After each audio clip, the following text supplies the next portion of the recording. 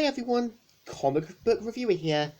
This time reviewing on the Teenage Mutant Ninja Turtles 2012 episode, Trans-Dimensional Turtles. Now, as you know, since the actor who voiced Iago from the Disney film Aladdin and played the social worker in the Problem Child films, Gilbert Gottfried, had tragically passed away. So I wanted to kind of do Trans-Dimensional Turtles as a tribute, as well as a final send-off to the iconic voice of the talking parrot, and was also the voice of Krang Subprime.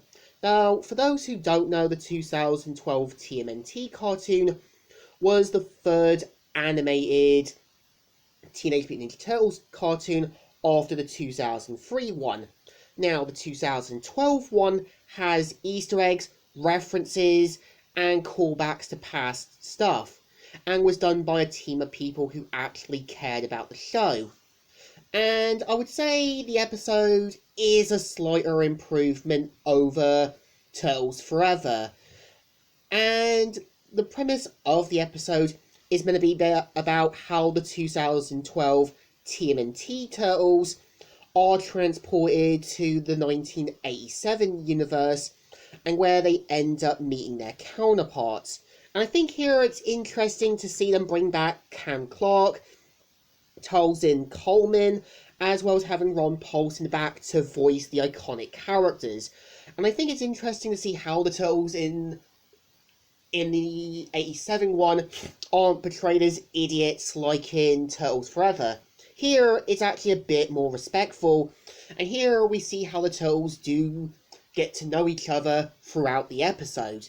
And I think it's interesting as well, is that they do throw in the 1987 Krang, still voiced by his original actor, as well as having him team up with Krang Subprime.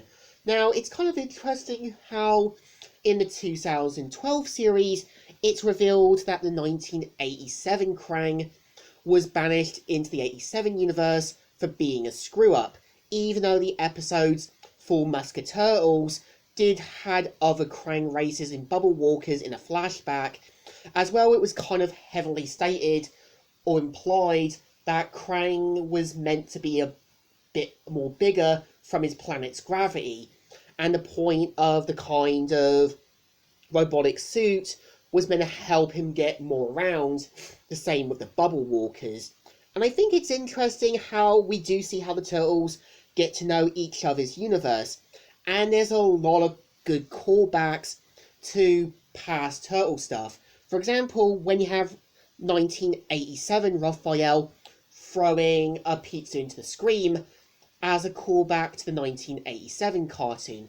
And here, it's interesting how we see 1987 Michelangelo and the 2012 one given their iconic catchphrases. 2012 Michelangelo's one is Booyakasha, while 87 one is Kalabunga.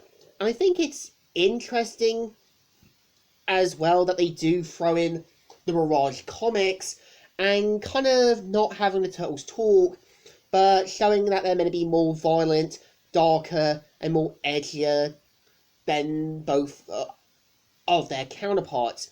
And this was actually a callback to the Mirage comics, where, yeah, much like before the 87 cartoon, you did have them kind of more violent, more dangerous, more edgier, and they even kill off Shredder in the first issue.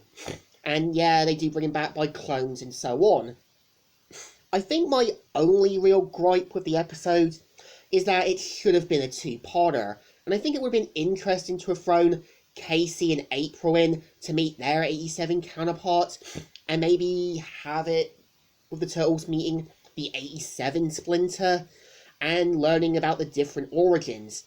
I think what Turtles Forever got right is that you actually saw the 2003 Turtles get to know their version of Splinter, and unlike the Turtles Forever ones that were complete idiots, you could tell Splinter in the 2009 tribute film was more of a voice of reason.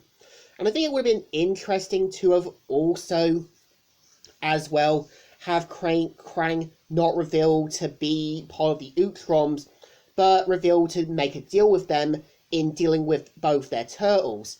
And I kind of feel, yeah, they threw in the whole Krang's reason for banishment thing to give a reason, even though it was kind of suggested in past episodes that Krang's planet's gravity is much different from his, and him being more smaller is him being banished from his homeworld.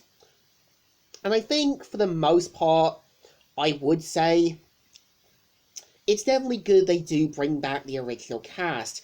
Like, yeah, it's interesting to see them return after 1996 and not using replacement actors. I know when they did do the season final to the 2012 one, they do get Kevin Michael Richardson to return to voice Shredder, as Uncle Phil tragically passed away a few years back. And I know they do also have the 2012 Bebop and Rocksteady, as well as the 1987 ones near the start and the end. I think, to me, Transdimensional Turtles is definitely an improvement over Turtles Forever. It's a bit more respectful, not being hateful in any way, but shown to be done by people who knew what the 87 cartoon was. And, like I said, rest in peace, Gilbert Gottfried. You were definitely a godsend in animation. So, Comic Reviewer here, signing out.